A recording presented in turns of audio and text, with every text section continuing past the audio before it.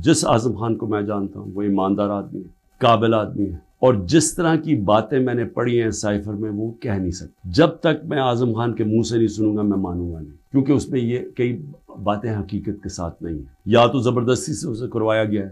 Cipher میں دو مین چیزیں ہیں، باقی تو اور بھی چھوٹی موٹی چیزیں ہیں۔ سب سے بڑی چیز لکھی ہوتی ہے کہ جی عمران خان کو آپ نے عدم اعتماد کی ووٹ میں پاکستان کے پرائم منسٹرشپ سے ہٹانا ہے، اور ایک اور چیز لکھی ہوتی ہے کہ عمران خان نے اکیلا فیصلہ کیا کہ روس جانے کا۔ آپ کو پتہ ہے روس، اور تب تک جنگ شروع ہو چکی تھی روس کی یوکرین میں، تو عمران نے اکیلے نے فیصلہ کیا، جبکہ اسد مجید ہمارے ایمبیسڈر کہہ رہے ہیں کہ نہیں، عمران خان نے اکیلا فیصلہ نہیں کیا، یہ سب سٹیک ہولڈرز نے مل کے فیصلہ کیا۔ اسد مجید، سلام کرتا ہوں میں اپنے ایمبیسڈر کو، وہ کہتا ہے اس کے بعد جو مجھے میسج کہ ان کے خلاف آپ کو پروٹیسٹ کرنا چاہیے، ڈیمارش کرنا چاہیے کہ اس نے بڑی غلط زبان استعمال کی ہے۔ غیرت مند ڈپلومیٹ ہمارا، لیکن وہ غیرت یہاں نہیں جاگتی جب وہ یہاں پہنچتا ہے۔ جب میں یہ دیکھتا ہوں کہ یہ کہہ رہا ہے ایک ایمبیسڈر کو کہ اپنے پرائم منسٹر کو آپ نے ہٹانا ہے، تو پھر میں دیکھتا ہوں کہ یہ میرے لیے تو نہیں ہے، ایمبیسڈر تو مجھے جواب دے ہے، تو مجھے کون ہٹا سکتا ہے؟ پاکستان میں مجھے کون ہٹا سکتا تھا؟ ایک ہی آدمی، جنرل باجوہ۔ سائفر تو جنرل باجوہ کے لیے ہے، اس نے بھیجا ہے۔ مجھے خبریں آتی رہتی تھیں کہ جناب فیصلہ ہو گیا آپ کی گورنمنٹ ہٹانے کو، مجھے رپورٹ آ رہی رہتی، آئی بی والے مجھے آ کے بتاتے تھے کہ جی دیکھیں شہباز شریف کی خفیہ میٹنگز ہو رہی ہیں، بیچ میں ان کے لوگ پڑے ہوئے ہیں، جنرل باجوہ کی کوئی فادر ان لا ان کے گھر میٹنگز ہو رہی ہیں، یہ ساری مجھے خبریں آ رہی تھیں۔ لندن کسی کو بھجوایا جا رہا ہے، تو میں مانتا نہیں تھا۔ میں جنرل باجوہ کو جب ملتا تو وہ کہتے تھے ہو ہی نہیں سکتا، ہم تو کنٹینیوٹی چاہتے ہیں۔ کون پرائم منسٹر کو ہٹا سکتا ہے سوائے ایک آدمی کے جس کے پاس پاور ہے؟ پاکستان میں پاور ادھر ہی ہے، سپر کنگ ہے، سب پوچھنے والا کوئی نہیں ہے، لیکن پاور ہی پاور ہے۔ اس کے بعد اگلے دن عدم اعتماد اسمبلی میں ٹیبل ہو جاتی ہے، اور ایک دم ہمارے لوگ ہلنا شروع ہو جاتے ہیں، اور پھر ہمارے اتحادی وہ بھی ایک دم ہمارے سے خوش نہیں ہوتے۔ لیکن یہ یاد رکھیں کہ یہ ٹائم کون سا تھا؟ یہ وہ ٹائم تھا جب پاکستان کی اکانومی 17 سال میں سب سے بہتر امپروو کر رہی تھی۔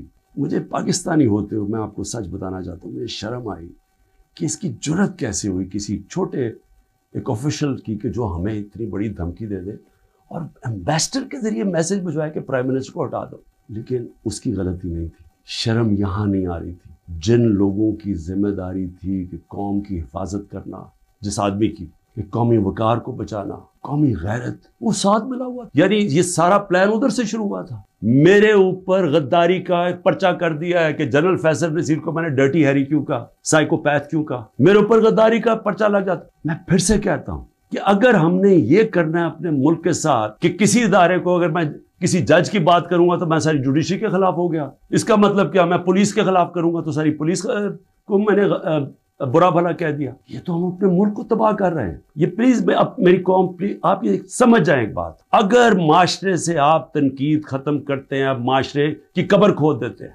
چیف جسٹس صاحب کو میں نے وہ سائفر بھیجا کہ جی اس کے اوپر انکوائری کروائے ہیں، نیشنل سیکیورٹی کاؤنسل کے سامنے رکھا، نیشنل سیکیورٹی کاؤنسل کے سامنے 30 مارچ کو میں نے رکھا کہ جی یہ ہے، سارے آرمی چیفز بیٹھے ہوئے تھے، سروس چیفز بیٹھے ہوئے تھے، سب کے سامنے رکھا کہ یہ اس نے لکھا ہے، اور آپ کا ایمبیسڈر کہہ رہا ہے کہ ان کو پروٹیسٹ کرو کہ یہ کسی کی جرت نہیں ہونی چاہیے اس طرح کا، کسی بھی ایک ملک کو، آزاد ملک کو اس طرح کا زبان استعمال کرنی۔ انہوں نے کہا جی ہاں مداخلت تو ہوئی ہے، تنقید کی، امریکہ کو پروٹیسٹ بھی کیا نیشنل سیکیورٹی کاؤنسل نے 30 مارچ کو۔ میں حیران ہو گیا کہ صرف جی ہم ڈیمارش کرتے ہیں، آپ انکوائری کرنی چاہیے تھی، پوچھنا چاہیے تھا، لکھنا چاہیے تھا کہ اس نے کیوں یہ کہا۔ اور انکوائری جب ہونی تھی تو ایک آدمی نے سامنے آ جانا تھا، جنرل باجوہ نے۔ مسلسل یہ جناب ان کی میٹنگز ہوتی تھی، ان کی وہ چارج افیئر سے ملتے تھے۔ کیا ISI کو نہیں پتا تھا کہ پچھلے 3 مہینے کے اندر ہمارے پارلیمنٹیرینز، ہمارے PTI کے بیک بینچرز اور یہ اپوزیشن لیڈر سے بار بار امریکن ایمبیسی میں جا رہے تھے۔ ارشد شریف نے پورا پروگرام کیا، بتایا کہ کون سے دن کون سے لوگ گئے۔ راجہ ریاض کا بتایا گیا، کیا راجہ ریاض وہ فورن پالیسی ڈسکس کرنے گیا تھا؟ جو سب سے پہلے بھاگے وہ امریکن ایمبیسی جا رہے تھے، کیا ان کو نہیں پتا تھا؟ اس کے حصہ تھے، سازش ہو رہی تھی کسی طرح عمران خان کو راستے سے ہٹایا جائے۔ امریکہ کی ایک بات سمجھ ہے، امریکہ جو ہے وہ اپنے مفاد کے لیے فیصلے کرتا ہے، وہ دوستیاں نہیں نبھاتا۔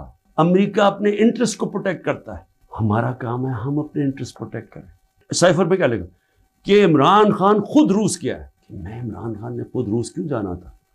फॉरेन ऑफिस ने मुझे कहा, बैठ के मुशावरत हुई, हमने सारे पाकिस्तान के एक्स फॉरेन सेक्रेटरीज को बुलाया, सब ने कहा कि आपका रशिया जाना बहुत ज़रूरी है, हमें अपने ताल्लुकात ठीक करने चाहिए। फिर हमें 20 लाख टन गंदम चाहिए थी उनसे, वो हम बात करना चाहते थे, कंसेशन में थे। उसके बाद जब टेंशन हुई यूक्रेन से तो तेल की कीमतें आसमानों पे चली गई, कमोडिटी सुपर साइकिल आ गया। उन्होंने कहा कि आप वहां जाके तो उनसे नेगोशिएट करें सस्ता तेल। तो सारा स्टेक होल्डर्स के साथ जितने भी थे उन्होंने पूरा प्लान किया। हम ट्रिप पे जाने लगे, शाम को टेंशन बढ़ गई रूस की और यूक्रेन की। मैंने जाने से पहले जनरल बाजवा से पूछा कि क्या मुझे जाना चाहिए या नहीं। इन्होंने कहा हम सब बैठे हुए हैं, हमारे ख्याल में आपको जाना चाहिए। तो सबसे पूछ के मैं रूस गया, मैं अपनी ज़ात के लिए तो नहीं गया। तो वापस आया तो जनाब जनरल बाजवा ने उसके 2 दिन बाद कि जी मजम्मत करो कि जो रूस चला गया वहाँ। फॉरेन ऑफिस भी बैठा, हमारे मेन लीडर्स बैठे हैं। हमने कहा कि हिंदुस्तान तो मजम्मत नहीं कर रहा, वो तो उनका स्ट्रेटेजिक एलाय है, वो तो नहीं कर रहा, हम क्यों करें? और हम उनसे डील करके आ गए थे सस्ता तेल पे और सस्ती गंदम पे। उसके बाद जाके एक नेशनल सिक्योरिटी का सेमिनार हो रहा है, जनरल बाजवा में बैठ के कहते हैं जी इमरान खान हम रूस की सख्त मजम्मत करते हैं। गवर्नमेंट की पॉलिसी के खिलाफ जाके स्टेटमेंट दे देता है। उसके बाद हुसैन हक्कानी की ट्वीट आती है, वो कहता है जनरल बाजवा प्रो अमेरिका है और इमरान खान एंटी अमेरिका है। बाद में हमें पता चलता है कि हमने $30,000 दे के हुसैन हक्कानी को जनरल बाजवा ने हायर किया हुआ था हमारी गवर्नमेंट के दौरान। वो बाद में जब उनका फेरा, उनका एक अदारा होता है जो आपको रजिस्टर करना पड़ता है लॉबीज को, उसमें पता चलता है बाद में हमें। तो मेरा अपना ही आर्मी चीफ मेरे खिलाफ लॉबी कर रहा था, उनको बता रहा था मैं कितना बुरा हूं। कोई फिक्र नहीं है मुल्क किधर जा रहा है, कोई इस वक्त फिक्र नहीं कि मुल्क के सारे इदारे तबाह हो रहे हैं। सारा सिर्फ एक 1 पॉइंट एजेंडा है कि इमरान खान को किस तरह डिस्क्वालीफाई करना और जेल में डालना है, ये एजेंडा है। उसके अंदर ये साइफर भी आ गया। ये नहीं इनको पता कि साइफर में इनकी तबाही है, क्योंकि सब मुलव्विस थे उसमें। ये शहबाज शरीफ भी था, जरदारी भी था, सारों को पता था साइफर का। सारे मीटिंग्स कर रहे थे अमरीकनों के साथ। इंक्वायरी सबसे बड़ी ये होनी चाहिए इस साइफर के ऊपर जो FIR नहीं कर सकती। अगर सही इंक्वायरी करवानी है ताकि हम आगे ये गलतियां ना करें, तो इंक्वायरी ये होनी चाहिए कि ये साजिश में कौन कौन शरीक था कि गवर्नमेंट गिरा के एक मुल्क की इकोनॉमी की तबाह किया, आज पाकिस्तान को घुटनों पे रख दिया। आज अगर हम इनकी मदद ना करते और IMF से ना कहते कि आपकी स्टैंड बाय एग्रीमेंट के हम साथ हो, तो पाकिस्तान डिफॉल्ट कर गया था। डिफॉल्ट करने का मतलब कि आज लोगों का माशी कत्ल हो जाना था, जो हो चुका है। इससे दुगनी महंगाई हो जानी थी, बेरोजगारी यानी सारा जो हमारी बाहर से फाइनेंसिंग खत्म हो जानी थी, जो आगे आज ही बुरे हालात हैं इससे दुगने हो जाने थे।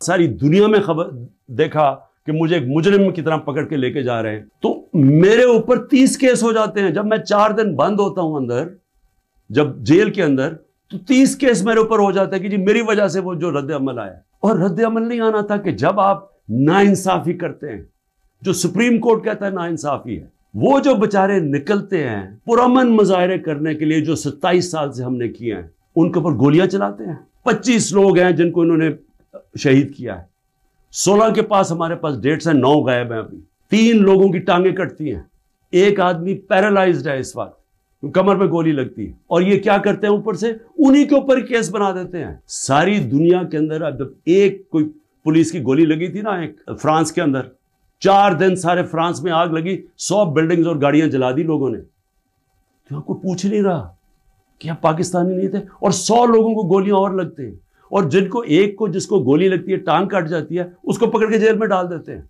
हुकूमतें चलती हैं अखलाकी कुव्वत पे, डंडे मार के जानवर चलते हैं, डंडे मार के नहीं चलवा सकते आप लोगों